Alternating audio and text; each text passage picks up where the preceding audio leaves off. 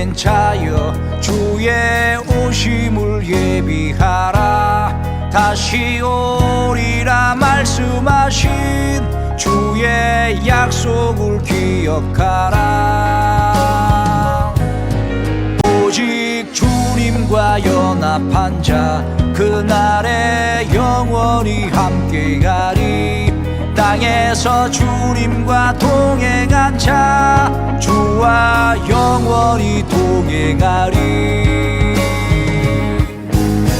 인내의 말씀을 지키는 자 환난을 지나 이기리니. 자기 두루마리를 빠는 자들은 생명나무 나아가며 그 성에 들어갈 권세 얻으리.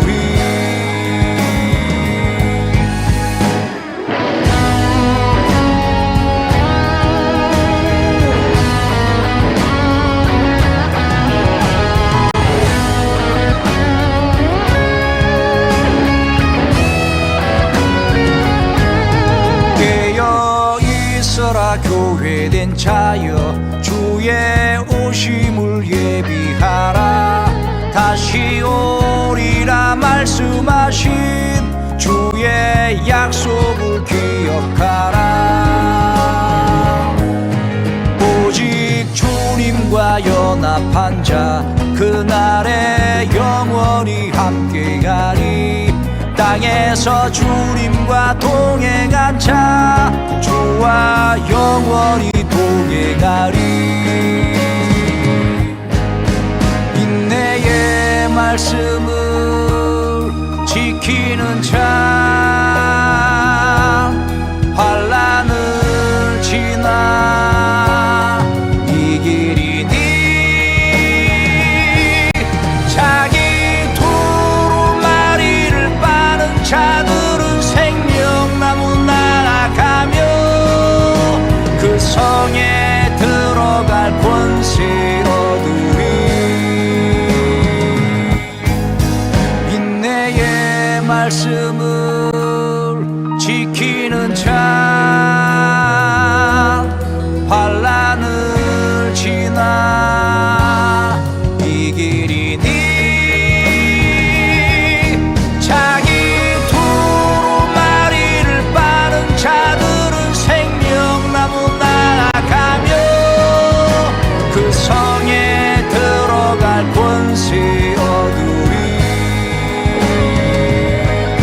자기 두루마리를 빠는 자들은 생명나무 나아가며 그 성에 들어갈 권세 얻으리.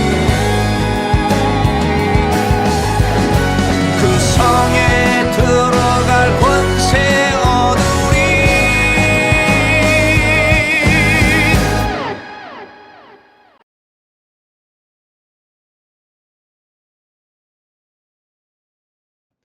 감사합니다. 2024년 1월 28일 사랑하는 주님의 백성들에게 주시는 말씀은 율법에 대한 논증입니다.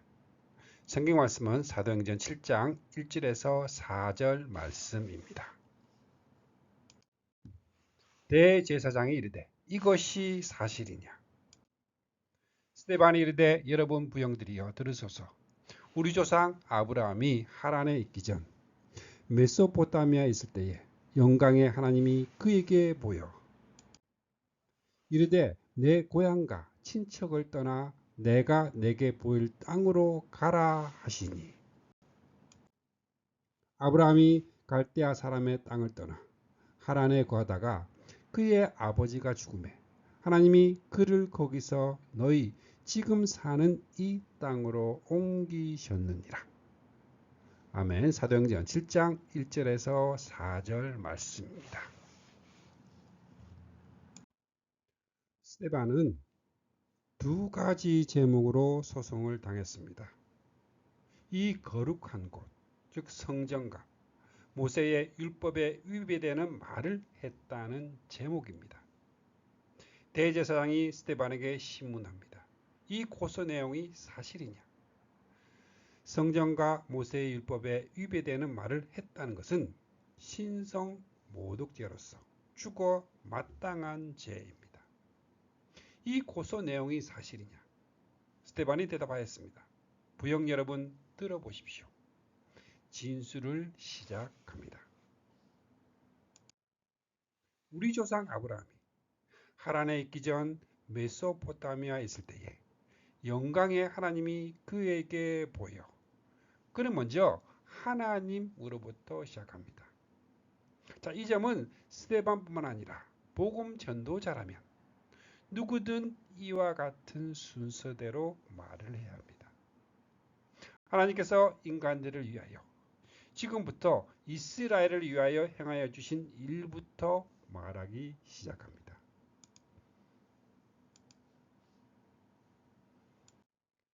스데반의 설교를 관찰해 보면 조상 아브라함부터 시작하여 이스라엘 역사를 4시기로 요약하여 증거하고 있습니다. 첫째 시기는 아브라함과 이삭과 야곱, 요셉으로 이어지는 족장 시대입니다. 두 번째 시기는 400년 동안이나 이방에서 객이되어 있던 애굽 시대입니다. 세 번째 시기는 모세의 인도로 출애굽하여 광야 40년을 방황하던 시기입니다.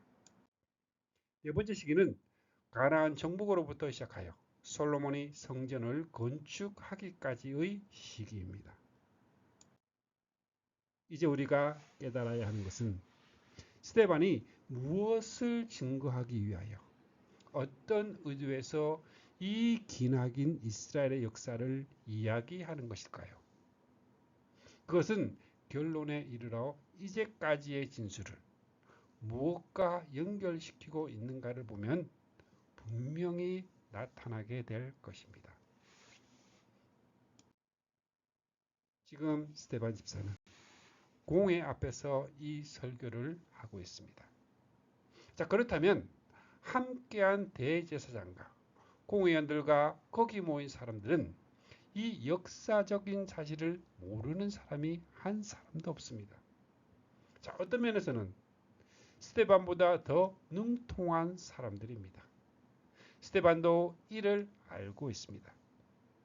자, 그럼에도 불구하고 이처럼 장황한 설교를 하는 의도는 그들이 성경을 해석함에 있어서 오류를 범하고 있기 때문입니다. 그것은 성경을 어떤 관점에서 보느냐의 문제입니다. 아무리 성경을 유일한 신앙의 표준으로 인정을 하고 사도신경을 예배 때마다 외운다고 해도 성경을 보는 관점이 잘못되거나 다르게 되면 해석이 달라지게 됩니다. 의미가 달라지게 되고 적용이 달라지게 되면 강조점이 달라지게 되어 전부가 다르게 되고 맙니다. 주님 당시의 종교 지도자들이 그랬습니다. 그들은 겉으로 나타난 역사적인 사실은 잘 알고 있으면서도 하나님께서 구약시대 내내 무엇을 이루어 오셨는가 하는 이 비밀의 경륜은 모르고 있었던 것입니다. 성령님께서는 스데반을 들어서 이것을 나타내 보여주기를 원하고 있는 것입니다. 첫 번째로 약속, 그리고 이루시는 하나님입니다. 자, 스데반의 설교는 결코 무의미하게 열거한 것이 아닙니다. 그가 증거하고자 하는 핵심은 오직 하나입니다. 그 핵심 단어는 5장과 17절에 나오는 하나님의 약속입니다. 그리고 하나님께서 그 약속을 이루어 오신 것이 바로 구약의 역사입니다. 그리고 약속은 스데반의 설교뿐만 아니라 신구약 전체에 있어서도 핵심적인 말씀입니다. 하나님이 약속이 없으면 믿음도 하나님의 관계도 구원도 전부가 없게 되기 때문입니다. 구약 성경은 하나님께서 약속하신 것을 어떻게 이루어 오셨는가를 보여주고 있는 것입니다. 그렇다면 하나님께서 아브라함에게 세워주신 이 약속의 핵심은 이 땅을 아직 자식도 없는 그와 그의 후손에게 소유로 주신다고 약속하셨으며 하고 약속하셨다 말씀합니다. 이 말씀 속에는 두 가지 약속이 들어 있습니다. 그것은 후손에게 주시겠다. 그리고 그 후손에게 이 땅을 주겠다 약속합니다. 이 말씀은 참으로 중요한 의미가 있습니다. 창세기 3장 15절을 원시 복음이라고 말을 한다면 이 언약은 첫 복음이라고 말할 수가 있습니다. 사도 바울은 설명하기를 성경은 이방인일지라도 그들이 믿기만 하면 하나님께서 구원하신다는 바로 지금과 같은 사항을 미리 내다보고 기록해 두었습니다. 하나님께서 아주 오래전에 아브라함에게 복음을 전하였습니다. 복음으로 해석을 하고 있습니다. 그러니까 스데반은 믿음의 조상에게 세워주신 첫 복음으로부터 설교를 시작하고 있습니다. 그리고 신약 성경도 아브라함과 다윗의 자손 예수 그리스도의 세계라 역시 여기서부터 시작을 합니다. 그러므로 스데반이 증거하고자 하는 것은 분명합니다. 하나님께서 아브라함에게 언약을 세워주시고 그 약속하신 후손을 주시기 위하여 이루어오신 역사, 그 역사가 구약의 역사입니다. 이것을 성경 역사를 들어서 확증해 주고 있습니다. 그리고 그 약속이 성취가 되었다는 것입니다. 그런데 그의 조상들은 계속적으로 하나님의 하시는 일을 거역해 왔으며 또한 그들의 자손들도 그렇게 하고 있다는 것입니다. 그러므로 스데반의 설교의 결론을 너희 조상들은 의인이 오시리라 예고한 자들을 그들이 죽였고 이제 너희는 그 의인을 잡아준 자요 살인한 자가 되나니 스데반은 그 의인이 죽은 자 가운데서 다시 살아나셨다. 증거하고 있는 이 증인들을 또한 죽이려 하고 있다 말을 합니다. 이처럼 조상들과 그의 자손들이 한결같이 하나님의 언약의 시 후손을 주겠다는 말씀을 거역하고 있음을 책망하면서 이 설교를 마무리하고 있습니다. 그러므로 스데반의 설교에서 또 하나 주목해야 할 점은 하나님의 주권입니다. 그가 하나님의 주권을 강조하고 있으며 세워 나가고 있습니다. 아브라함을 부르신 이도 하나님이시요 그에게 내가 내게 보일 땅으로 가라 하신 이도 하나님이십니다. 아브라함에게 무조건적으로 약속을 세워주신 이도 하나님이십니다. 모든 것이 하나님께로 났나니 하신 대로 모든 것이 하나님의 은혜입니다.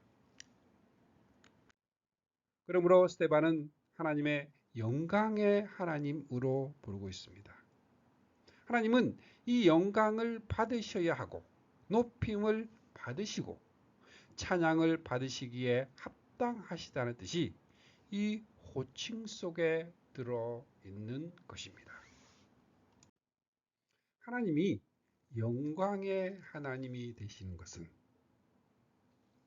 여호수아에서 이스라엘의 하나님 여호와께서 이같이 말씀하시기를 옛적에 너희 조상들 곧 아브라함의 아버지 나홀의 아버지 데라가 강 저쪽에 거주하여 다른 신들을 섬겼으나 내가 너희의 조상 아브라함을 강 저쪽에서 이끌어내어 가나안 온 땅에 두루 행하게 하고 그들의 뿌리가 우상을 섬기던 결코 자랑할 것이 없음을 상기시켜주고 계십니다. 그토록 비천한 뿌리에서 이 남민족이 하나님의 선민이라는 영광을 얻게 된 것은 전적으로 하나님의 주권적이고도 무조건적인 은혜입니다. 그래서 당연하게 영광의 하나님, 영광의 하나님으로 부르심을 받기에 합당하신 분이십니다. 하나님은 그들에게 선민의 표징으로 할례의 언약을 세워주셨음을 증거합니다. 그들은 약속의 자손이 오기까지 이방인들과 섞임이 없이 거룩함을 지켜야만 했기 때문입니다. 스데반은 하나님께서 그들의 조상 75사람을 가나안에서 애굽으로 내려보내셨음을 증거합니다. 이는 동떨어진 사건이나 무의미한 일이 아닙니다. 하나님께서 아브라함에게 내 씨로 말미암아 천하 만민이 복을 얻으리라 약속하신 그 구속의 역사를 성취해 나가시는 방법, 그 방법으로 행하신 사건입니다. 성경의 역사는 하나님께서 약속하신 것을 이루어 오신 역사입니다. 자, 그렇다면 야곱의 가족을 애굽으로 내려보내신 하나님의 의도는 무엇이며 이에 대한 구속사적인 의미가 무엇일까요?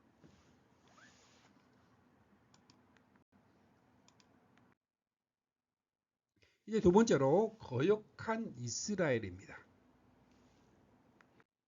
하나님이 아브라함에게 약속하신 때가 가까우매 아브라함에게 약속하신 때는 내 자손을 4대 만에 이 땅으로 돌아오리니 하신 바로 그때, 그 때를 가리킵니다. 그때에 모세가 낳는데 합니다.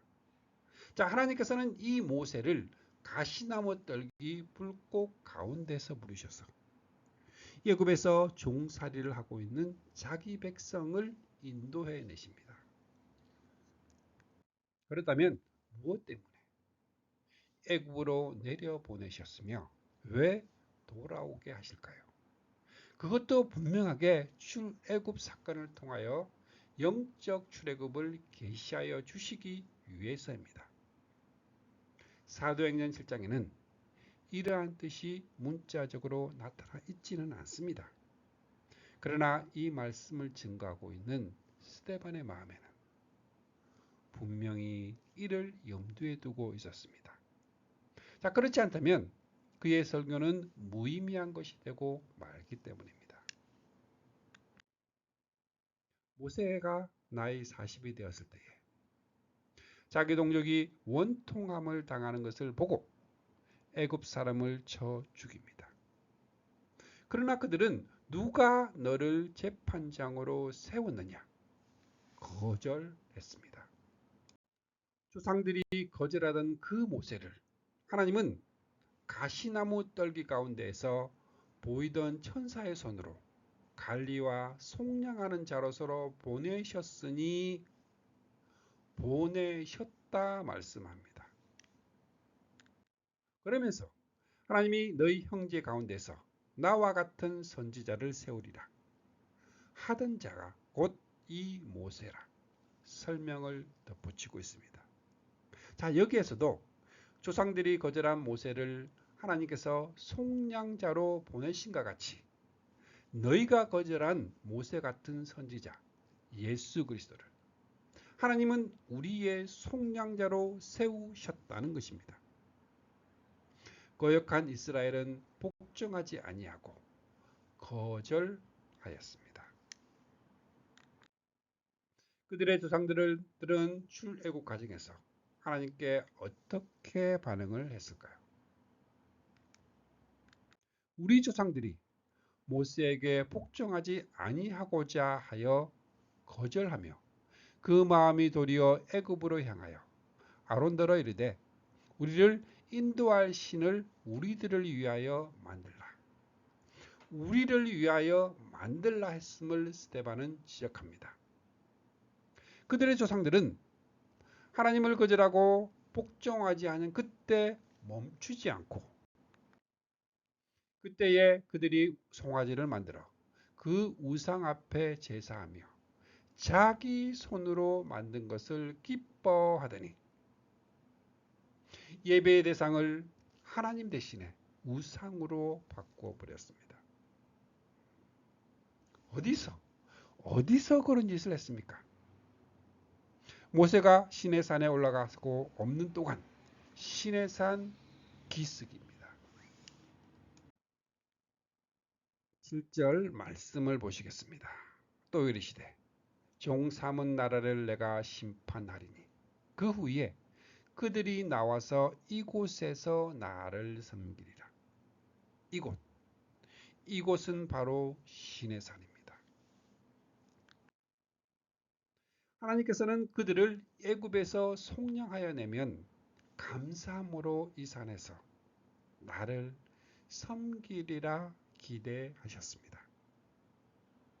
그런데 그들의 조상은 이제 그곳에서 무슨 짓을 하고 있나요? 송아지 우상을 섬기고 있는 것입니다. 황금 송아지를 만든 그 금은 어디서 난 것입니까? 430년 동안 종살이하고 나올 때에 빈손으로 나오지 않도록 하나님께서 취하게 하신 바로 그 금입니다. 그리고 지금 예수님 당시 그 자손들은 무슨 짓을 하고 있나요? 스데반은 설교서두에서 우리 조상 아브라함을 누가 불러내셨다고 말씀했습니까? 바로 영광의 하나님이십니다. 그로부터 400년 후에 아브라함의 자손들은 그 영광의 하나님을 거절하고 무엇하고 황금 송아지 우상을 섬겼습니까? 다시 그로부터 1500년 후에 그의 자손들은 영광의 메시아를 거절하고 이제 너희는 그 의인을 잡아준 자요 살인한 자가 되나니 너희가 거룩하고 의로운 자를 부인하고 도리어 살인한 자를 놓아주기를 구하여 생명의 주를 죽였도다. 그러나 하나님이 죽은 자 가운데서 살리셨으니 우리가 이 일의 증인이로다. 스데반 집사는 이 말씀을 하고 싶은 것입니다. 모세에게 복종하지 않고 거절한 것은 곧 하나님을 거절하고 복종하지 아니한 것입니다. 하나님을 거절하고 복종하지 않았다는 것은 하나님의 언약에 대한 거절입니다. 왜냐하면 이 시대는 하나님께 열심히 있는 듯 하나 하나님의 언약에 대하여는 가볍게 여기고 무관심으로 대하고 있습니다. 하나님의 언약에 대한 거절은 결국 누구를 거절하는 것이 됩니까? 언약의 자손으로 오실 그리스도를 거절하는 것이 되는 것입니다. 오히려 이방인 중에서는 영접한 자들도 있었습니다. 기생 라비 정탐꾼을 영접한 것을 그리스도를 영접한 것으로 여겨서 성경은 그가 의롭다함을 얻었다 말씀하고 있습니다. 그러나 이스라엘의 역사는 거절의 역사입니다. 이 점에 관하여 성경은 말씀합니다. 그러나 그들이 입으로 그에게 아첨하며 자기 혀로 그에게 거짓을 말하였으니 이는 하나님께 향하는 그들의 마음이 정함이 없으며 그의 언약에 성실하지 아니하였음이로다. 그들이 강야에서 그에게 반항하며 사막에서 그를 슬프게 함이 몇 번인가. 그렇다면 그들이 스데반 집사를 율법을 거스린 자라는 제명으로 소송을 했는데 과연 율법을 거스린 자가 스데반 집사님입니까? 아니면 그들의 조상과 그 자손들입니까? 너희 조상들은 영광의 하나님을 버리고 송아지 우상을 섬겼으니 율법을 범한 것이요 또 의인이 오시리라 예고한 선지자들을 죽였으니 율법을 범한 것이요 이제 너희는 나와 같은 선지자를 세우리라. 모세의 율법에서 예고하신 그분을 잡아준 자요 살인한 자가 되었으니 이는 율법을 범한 정도가 아니라 대역죄인이 된 것입니다. 그러므로 스데반 집사님의 반증은 너희는 천사의 전한 율법을 받고도 지키지 아니하였도다. 도리어 그들이 율법을 거스린 자들입니다. 찬양 다시 한번 들으시겠습니다.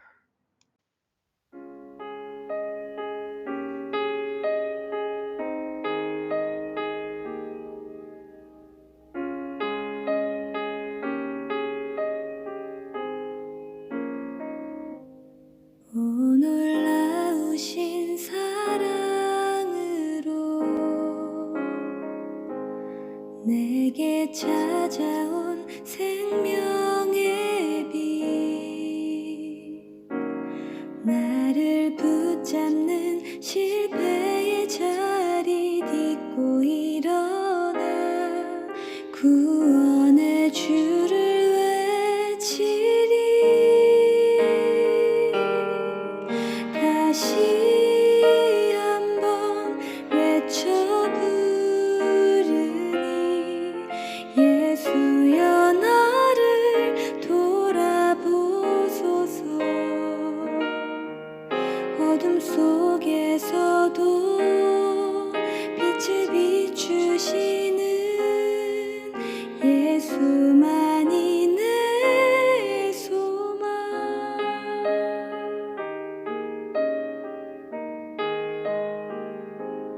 오 놀라우신 사랑으로 내게 찾아온 위로의 빛 나를 누르던 세상의 말들 떨쳐버리고 구원의 주를 외치리 다시 한번 외쳐 부르니 예수여 나를 돌아보소서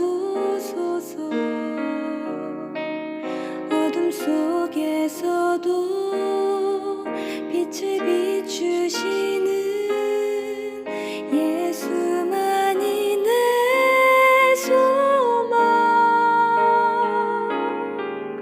다시 한번 내 삶 드리니 예수여 내 손 잡아주소서 폭풍 속에서도 주가 붙드시니 예수만이 내 생명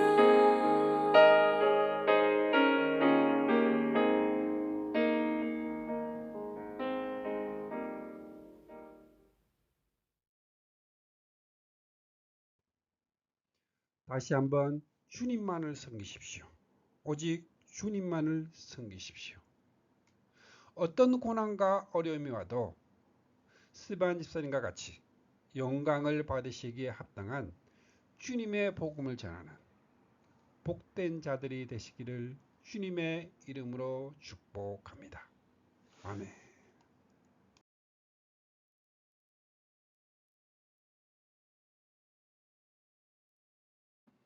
축복합니다. 지금은 우리를 구원해 주신 주 예수 그리스도의 은혜와 하나님 아버지의 거룩하신 사랑과 날마다 우리를 승리하게 하시는 성령님의 역사가 오늘 함께한 주님의 백성들에게 영원토록 함께 있기를 주님의 이름으로 축복합니다. 아멘. 주님의 사랑을 느끼며 사는 주감사교회 성도, 주님과 기쁨의 삶을 사는 주님의 자녀들이 되시기를 바랍니다.